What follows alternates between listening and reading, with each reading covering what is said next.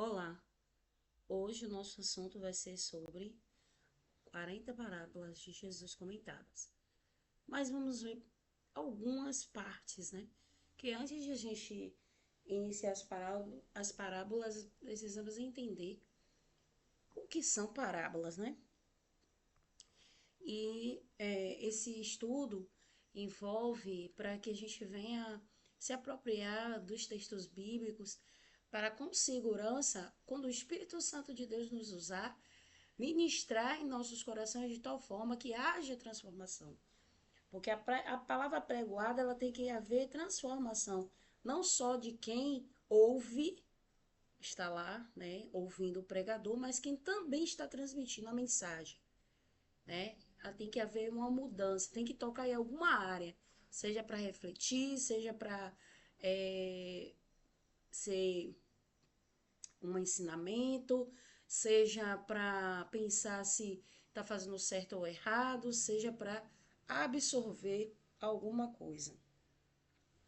E parábolas são histórias com elementos comuns da cultura do tempo de Jesus, que tinha como objetivo ensinar coisas sobre o reino de Deus. Então, o principal objetivo das parábolas de Jesus era ensinar sobre o reino de Deus. E só quem entendia segundo a Bíblia, não é eu que digo, é a Bíblia que diz, só eram os discípulos, tá? Então, nem a todos Deus dava essa revelação. Muitos falam em parábolas e milhares de pregadores as utilizam. Mas, afinal, o que é uma parábola mesmo? Vamos entender esse conceito? Os dicionários nos apresentam o conceito de parábola como uma narrativa alegórica que nos transmite uma mensagem direta por meio de comparação ou analogia. Ou seja, ele traz uma história que transforma em fantástico para você entender algo mais poderoso lá na frente, marcante, que dê um significado maior, no caso, né? Parábolas de Jesus tem a ver com o reino de Deus. E para entender o reino de Deus, que é tão poderoso e incompreensível aos olhos nus dos homens, dos seres humanos em si, em geral, então Jesus usa as parábolas para facilitar o ensinamento, tá? Então, isso é o que é uma parábola e um jeito mais fácil de entender sobre as parábolas, tá? Vamos lá. O conceito de parábola tem vários conceitos, né? Várias compreensões, mas para a Bíblia é esse que é o que eu acabei de demonstrar para vocês. Vamos lá. Que existe parábola também na matemática, tá, gente? Mas enfim, o foco aqui é o bíblico. É, Vamos lá. Os ramos da parábola, ramo direito e esquerdo, refletem, na verdade, o quanto o ser humano desviou do caminho ou da diretriz, né? Até a matemática tem a ver, porque como uma parábola na matemática é uma curva, né? Uma curva aberta, então ele diz que tem os dois lados. E aqui está listado, né? Umas 40 parábolas de Jesus, que Jesus contou. E vamos iniciar pedindo para vocês abrirem as vossas Bíblias. Hoje vai ser a primeira parte. Lucas 10:30 a 37. Lucas, capítulo 10, versículo 30 ao 37. Aí eu vou dar um tempo, vocês podem dar uma pausa no vídeo para abrir a Bíblia de vocês. E é importante que quando a gente for estudar, está sempre com um lápis, uma caneta, um, um bloquinho de anotações e a sua Bíblia, para poder você anotar, marcar, né, os versículos, anotar o que você achou de interessante. E sempre pare o vídeo se for necessário. Por que Jesus falava em forma figurada? Né? Antes de a gente adentrar, né? Enquanto você está aí procurando o Lucas capítulo 10, né? Versículo 30, não é? Abri a minha Bíblia aqui, mas, porque já estava aberta, né? Ali no livro de Lucas, mas você vai procurando. Enquanto isso, eu vou explicar por que ele dava a entender, através só de, muitas vezes através das parábolas. O uso das alegorias em linguagem figurada, característico das parábolas, era comum naquele período e região para transmitir conhecimento, para divulgar as tradições orais. Já que naquele tempo não se tinha tanta facilidade, gente, de escrever, inclusive, né? De se dedicar, tinha que se dedicar, porque desenhava as letras, né? Então levava mais tempo para escrever, a tinta não era que nem hoje, que a caneta com facilidade acaba aqui, você vai e compra, né? É uma tintura especial e tudo mais. Então a transmissão oral era o ensinamento mais utilizado naquela época. Não se tinha celular, não tinha computador, então era a forma que o ser humano se comunicava e transmitia ensinamentos, através da oralidade. E até para desmistificar complexidades, as parábolas facilitavam, apesar que nem todos a entendiam, só os discípulos de Jesus ali, que Jesus dava a entender, segundo a Bíblia. Até, por exemplo, né? Nas parábolas a gente encontra exemplo de comida, casamento, festa, relação entre pai e filho, empregados para explicar e exemplificar o quanto o ser humano estava distante da perfeita vontade de Deus e o quanto essa distância o afasta da salvação, da vida plena e abundante. Mas podemos afirmar que Jesus empregava a linguagem figurada, né, para indicar a todos que estavam distantes da vontade de Deus e que eles fossem, mesmo que eles fossem doutores da lei, ou pessoas simples ou de poucas posses, mas que guardassem em seu coração o desejo sincero de retornar ao caminho reto, direto traçado por Deus, a direção a ser seguida. Aqui cabe reforçar que, embora Jesus utilizasse as parábolas e os outros recursos para explicar de maneira simples o caminho a seguir, compreender esses ensinamentos, aí é que vem aquela parte que está escrita na Bíblia, exigir ainda consciência de o quanto estamos distantes, ou seja, precisava de uma compreensão mais profunda. Eu estou traduzindo, ter um coração disposto a entender e a compreender aquilo que Jesus estava falando. E Jesus tinha essa consciência de que muitos o seguiam para obter favores, para crescer em algum aspecto, seja financeiro, seja para ser conhecido, para ter poder, para ter cura, né?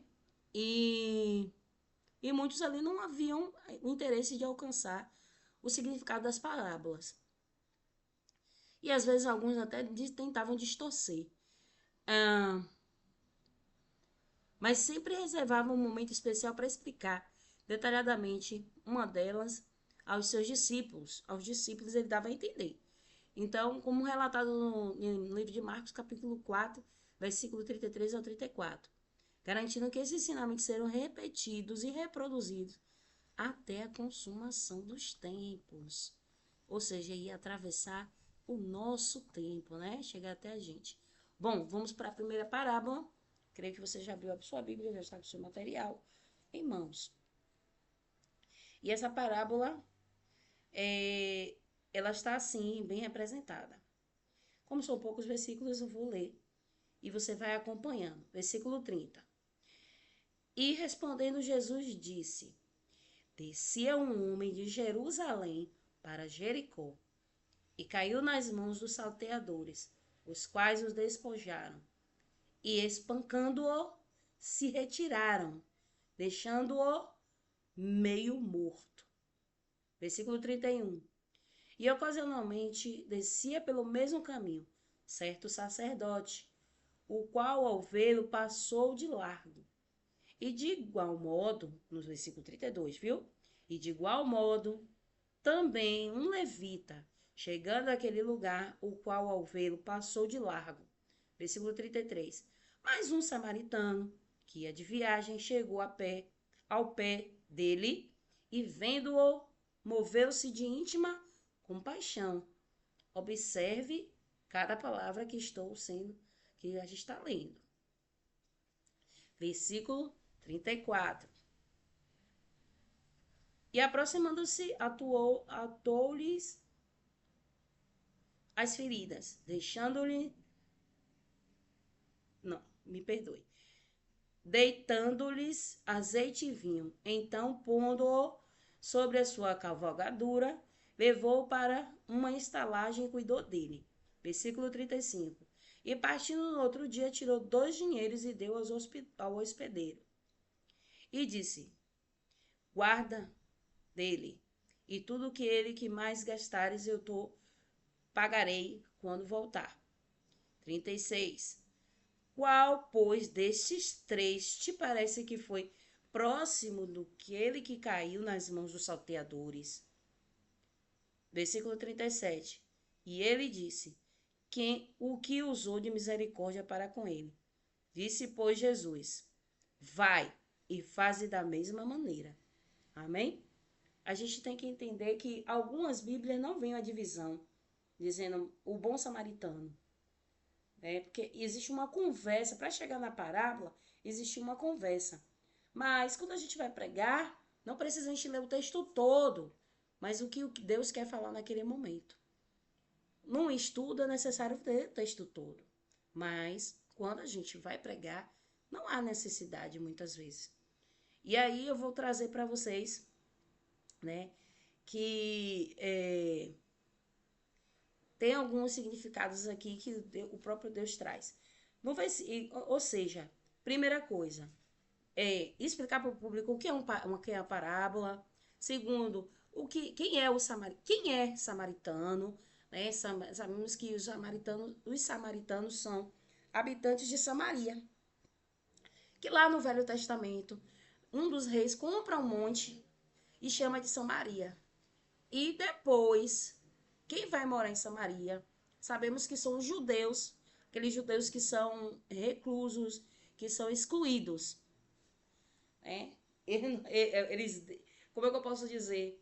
Aqueles que ninguém quer que tenha por perto, dito como pecadores, né?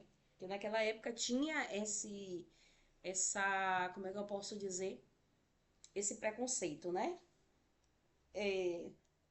Aquele que cometia era escrachado. Então, com Jesus não existia isso, né? Na época de Jesus e até hoje não existe. Porque com Jesus basta você se arrepender, tá? Se arrependeu de coração e você tem a oportunidade de ser chamado filho de Deus.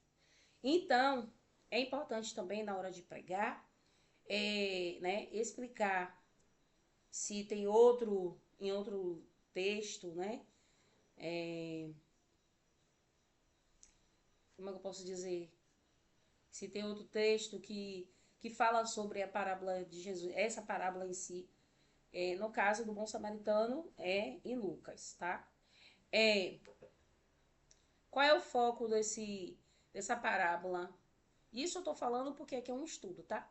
Mas na hora de pregar e dizer, né? Qual é a mensagem central disso aqui? É do amor de Jesus, né? Tá mostrando que para você ser do reino de Jesus, você tem que amar ao seu próximo. Porque a pergunta é quem vem fazer com que Jesus venha trazer essa parábola. Então, para ele explicar o que é amar ao próximo, que é um dos mandamentos, igualmente ao primeiro, que é amar a Deus acima de todas as coisas, e amar ao próximo, aí traz a pergunta: quem é o nosso próximo? É aquela pessoa que está perto? Então, assim, para ele explicar, ele usa essa parábola. Então, toda a explicação de Jesus, ele traz algo figurativo. E a maioria delas, através das parábolas. O livro de Lucas, né, está recheado de parábolas, inclusive. Então, de ter o amor ao próximo, o cuidado ao próximo, né?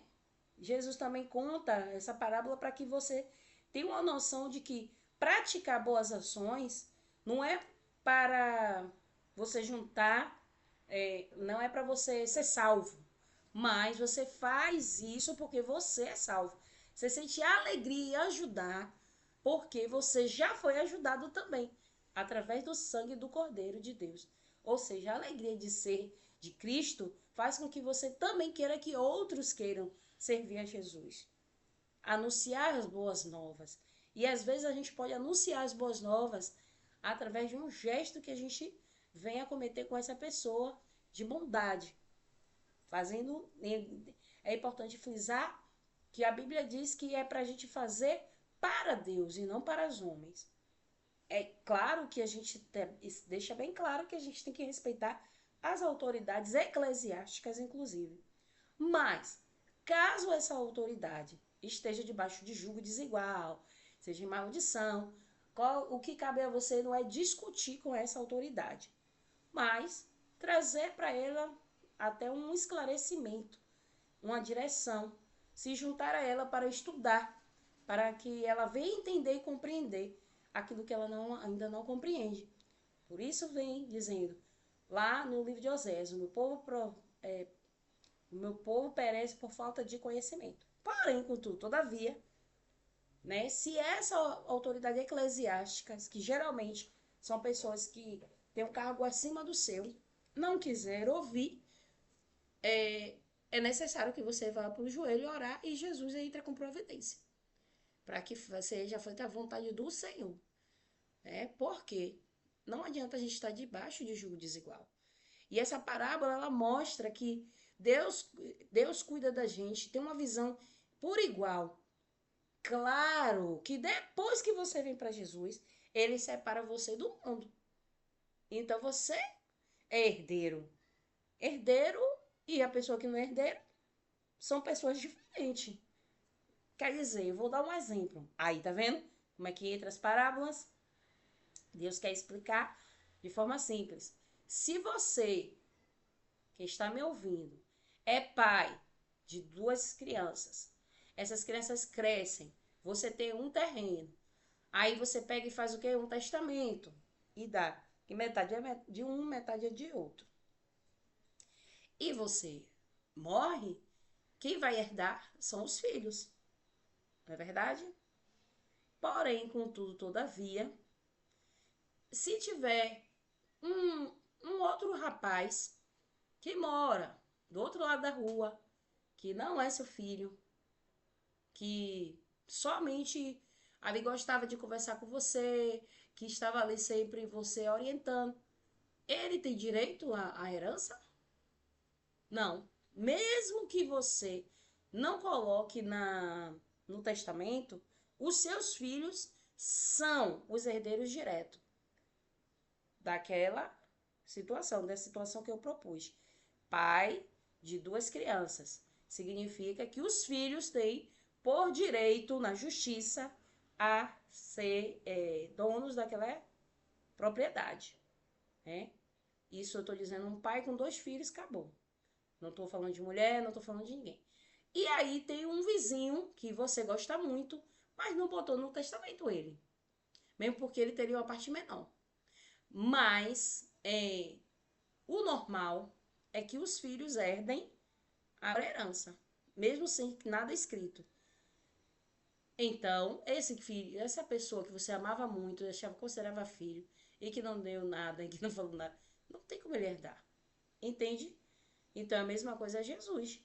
Jesus, ele lhe dá, através de um testamento chamado Jesus Cristo. Deus lhe deu um testamento chamado Jesus Cristo, que faz com que você se torne herdeiro de Deus e co-herdeiro com Cristo Jesus, tá?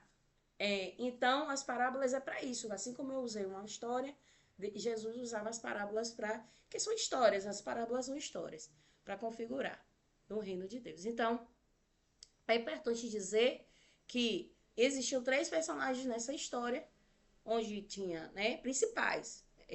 Tinha o samaritano e foi agredido, é importante mostrar que teve um sacerdote e um levita, né? Tinha um sacerdote e um levita.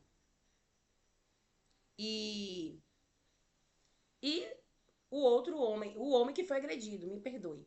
O homem que foi agredido, o samaritano, o levita e o sacerdote.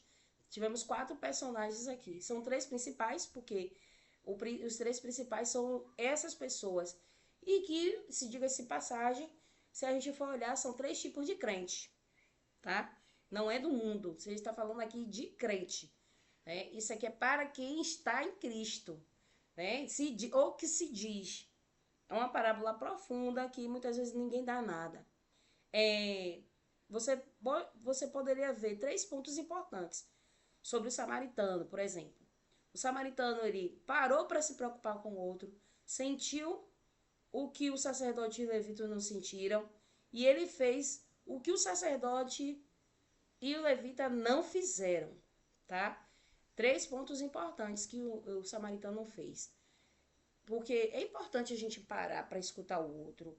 É importante a gente sentir, se permitir sentir. É importante a gente fazer, ter uma atitude. Às vezes, até atitude não quer dizer que a gente vai botar a pessoa dentro da nossa casa. Isso se Jesus disser que é para colocar, amém. Que ele, se ele disse, quando ele manda, ele garante. Mas não adianta eu sentir no meu coração a vontade de fazer e não corresponder com a vontade de Deus. Né? Que ele é o primeiro a te dizer, eu te mandei, e aí acontece alguma coisa, e aí depois a gente quer dizer que foi Jesus. Né? É pela obra, tá sofrendo pela obra. E não é assim, tá? Tudo que tem necessário pedir ao Senhor. Mas nesse caso daqui do bom samaritano, Jesus utilizou essa história para dizer: você que tem a oportunidade de fazer a obra e não quer fazer, você não pode se justificar, tá? Você não pode se justificar. E não pode se justificar porque outros não fizeram. Você não pode ficar se justificando porque você não tem tempo, que você não tem isso, não tem aquilo, recurso. Porque sabemos muito bem que os samaritanos eram bem excluídos, né? Por eles serem pecadores, era dito como os pecadores. Então, assim, ninguém dava nada, acabou ajudando. Então, nós, como co-herdeiros de Cristo, irmãos em Cristo, a gente tem que fazer a diferença. Louvado seja Deus. Né? É, e Deus, ele não estava ensinando, Jesus não estava ensinando uma nova doutrina. Ele continua ensinando a doutrina que o próprio Deus ensinou desde de Gênesis. Né? Que aí vem Gênesis, Êxodo, né? Números, Levítico, Deuteronômio. São as 5 primeiras cartas. Deus está falando desde lá, explicando sobre doutrina. Mas as pessoas dizem que, não, no tempo da graça é tudo novo. No tempo da graça é isso. Não. Jesus, ele está aqui para cumprir. Ele veio para cumprir. Ali era tudo uma sombra, né, do que viria. Ali era para ser como se fosse um ensaio. E agora, né, vivemos aquilo que é o ensaio. Estamos vivendo Deus complementando a boa obra que ele já havia começado. Que aí se finda com a volta de Jesus e a derrota definitiva de Satanás e seus adeptos. Aí você percebe que cada um teve um papel, né?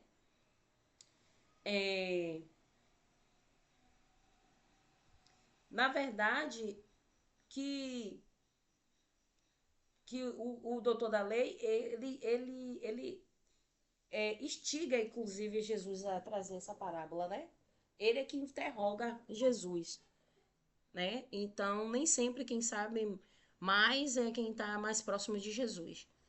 Né? Para estar próximo de Jesus, tem que estar aprendendo mais sobre ele e não sobre as coisas dele. Mas estar numa ligação direta com Jesus, ter intimidade com ele.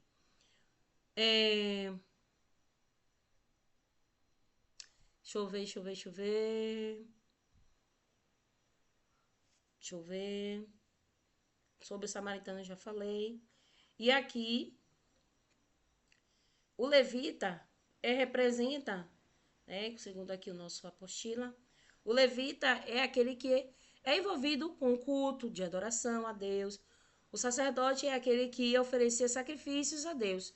E o samaritano era aquele que era julgado pelos religiosos da época. Mas mesmo assim, Jesus nos manda fazer igual o samaritano. Essa passagem não serve de desculpa para não congregarmos em uma igreja, mas serve de um alerta para mostrar que não adianta nada passarmos anos na igreja sem se preocupar com o próximo. E o seu próximo é aquele que você irá cruzar amanhã quando sair de casa, ou quando você sair da igreja, ou quando você entra na sua casa, porque o seu próximo pode ser o seu marido, o seu filho, pode morar, ou o seu vizinho, né? Pode morar com você, seu parente, ou mesmo um desconhecido, mas essa pessoa tocará o seu coração, pedindo ajuda e você deve ajudar. E aí, como eu falei, a necessidade nem sempre é a vontade de Deus que a gente ajude, porque a gente tem que ter consciência que esse samaritano ajudou porque aquela pessoa estava em condições deploráveis e ao qual ele poderia sim ajudar, né? E a gente percebe que o próprio Jesus ele está dizendo que a gente tem que ter cuidado, mas a gente tem que ajudar. Às vezes é com oração, às vezes é com uma ação de colocar a pessoa em um lugar, com uma comida, uma bebida, né? Uma bebida no sentido da água, né? De hidratar. Então, assim, o cuidado é importante, né? Com o seu próximo. Às vezes é uma palavra que a pessoa quer, um abraço. Um homem, né? Contou uma certa vez também. Eu vejo ele aí, diz que é muito rico, um negro muito rico aí, brasileiro. E ele, na sua empresa, né? E tinha um rapaz de rua que sempre dormia na frente da empresa dele. E de manhã, quando os funcionários chegavam, os peão, né, desse lugar, sempre, quando entrava, pegava a garrafinha dele, enchia e trazia para ele, que ele pedia um pouco d'água para ele passar a manhã ali. E um certo tempo, esse homem rico, ele se incomodou pelo fato dos funcionários pararem para poder entrar e encher a garrafa. E aí ele pediu para que o próprio morador de rua fosse para lá, pegar e encher sua garrafa quando abrisse ali, naquele horário da manhã, acabou. E aí o morador de rua não quis. Ele disse que estava fedendo, que ele não era digno de entrar naquela empresa, uma empresa tão limpinha, era enorme, nananã, organizado, ele via. Aí ele deixa eu pedir aos meninos. Aí ele disse: vamos fazer o seguinte, quem vai te dar água agora sou eu. E aí deu vontade de ele dar água. E no que ele foi dando água, ele foi conversando com a pessoa. Resumo: essa pessoa estava na rua porque teve uma decepção com a esposa. Ele largou tudo e o dono dessa empresa disse assim: vem cá, e cadê sua mãe? Aí que ele se deu conta que a mãe dele deveria estar desesperada procurando ele. E aí isso não foi diferente, né? E ele foi dando ânimo àquele homem da rua. E ele mostrou onde ele morava. Ele era limpinho, assim, no sentido. Limpinho, não porque ele. É porque ele não tomava banho. Então a roupa dele, ele era sujo nesse sentido. Mas o local que ele dormia não era com lixo, sabe? Era todo organizado. O homem percebeu. E aí depois percebeu que aquele homem estava na rua, não porque ele não tinha dinheiro, por causa da decepção. Era o dono de uma das maiores transportadoras aí. Aí, eis que ele um dia apareceu lá na empresa, já dizendo: hoje eu vou voltar para casa. E aí abraçou, né? E ele disse que teve um dia que abraçou ele, né? Então ele todo sujo, tal, tal. E ele disse: não quero que você me abrace não, porque eu tô todo sujo. Aí o dono da empresa disse: não, menino, vem aqui, eu vou te dar um abraço. Não, não. Ele disse que aquele abraço foi revigorante, né? Tá. E aí ele disse que deu um abraço, aí pronto. E chamou ele de alguma coisa, algum apelido que eu agora não lembro. Pronto. Passou-se os anos, aí esse dono da empresa, né, teve uma crise, né, nos negócios, e ele precisava fechar um negócio com uma grande transportadora, mas ele não tinha o dinheiro todo. E aí, quando ele deparou com quem? Com esse rapaz. A vida dele foi transformada, ele... é, a filha estava procurando ele e a mãe, né? Estavam procurando, achando que ele tinha morrido, não sei quantos anos na rua. E a vida dele estava bem melhor. Então, o que eu quero dizer com isso? Às vezes um gesto que a gente faz para uma pessoa, um bom dia que a gente dá a uma pessoa, faz a diferença, né? Sei que não somos perfeitos, mas que a gente tente, né? Fazer algo ao próximo, né? Aí a gente vê que Deus, ele requer da gente que a gente venha cada dia mais melhorar nesse aspecto. Também é importante ressaltar que é um mandamento do Senhor, né? Nesse caso, para pregoar a palavra, né? A gente precisa dizer sobre que isso é um mandamento do Senhor. É necessário também dar outros exemplos de situações que pessoas foram ajudadas, como José, né? Lá no Egito, José foi ajudado. E não era nada, ele era um preso.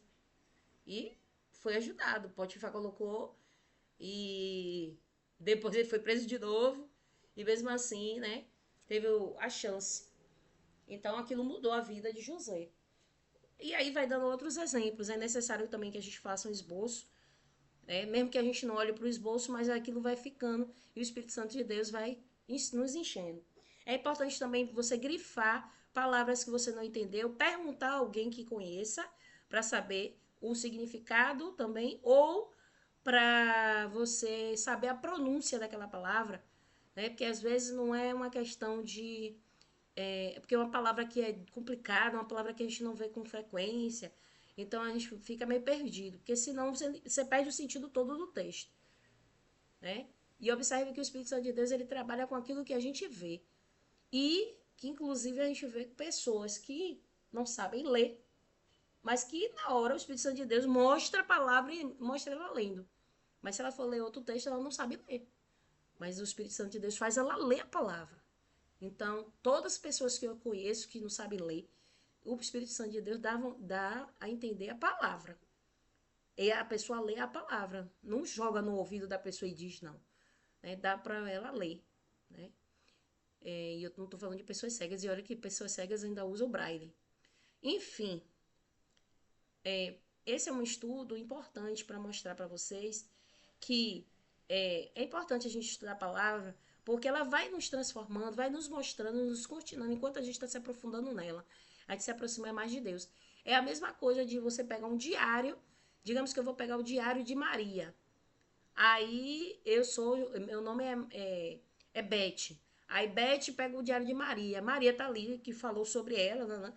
Aí você se sente mais próximo de Maria. E aí quando diz assim, qual é o dia preferido de Maria? Você vai saber porque estava no diário dela. É a mesma coisa, né? A Bíblia a resposta, é bússola pra gente, mas também é a forma de a gente se aproximar mais de Jesus, do Senhor, nosso Deus e nosso Pai. E através do Espírito Santo de Deus vai dando entendimento. Bom, eu vou ficando por aqui, né? Espero que você tenha entendido o que é que a gente pode fazer em relação a pregar a palavra. E o próximo será a ovelha perdida, tá? Também no livro de Lucas. É necessário que a gente reveja o que está antes e o que está depois do texto também, para poder dar uma situada nas pessoas, assim como eu falei, que ali ele foi interrogado pelos doutores da lei. Para ele falar isso, ele falou, mas eu não precisei ler para ninguém, tá? Eu que tenho que ler para poder saber, para trazer para as pessoas. Mas eu tenho que ler para mim, antes de eu pregar. Quando eu for pregar, eu só faço ler o básico. E às vezes o próprio Deus só vai dar um versículo. Agora é a gente que tem que desmiuçar todas as partes do versículo, do texto em si. Mas a gente tem que ter propriedade para falar. E a gente só tem propriedade para falar daquilo que a gente conhece, que a gente viu, que a gente leu. Certo? Um cheiro no coração. Deus abençoe. A paz do Senhor Jesus Cristo. Amém?